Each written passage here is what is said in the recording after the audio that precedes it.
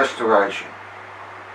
There is a misconception about our Father in heaven, that being, he wants to destroy the world and punish sinners. Nothing is further from the truth.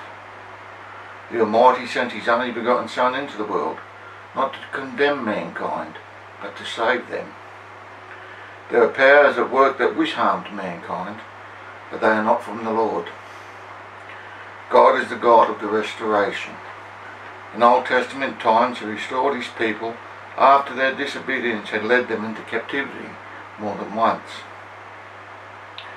God, through the prophets, restored life back to children of faithful women, restored health back to kings, and so on and so on, showing his restorative zeal.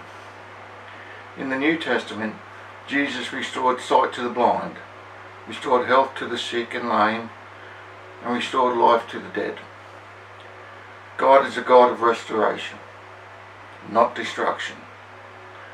The second advent of Jesus culminates in the joyous completion of Earth's total restoration, where flowers will bloom in the desert and the lamb will lie down with the lion. So let the true nature of God's character be proclaimed. A God of peace, not wrath.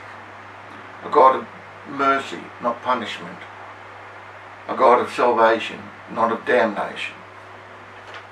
Know the God you serve, and remember, God is love. May the Lord bless us and keep us. May the Lord make his face to shine upon us. May the Lord grant us peace.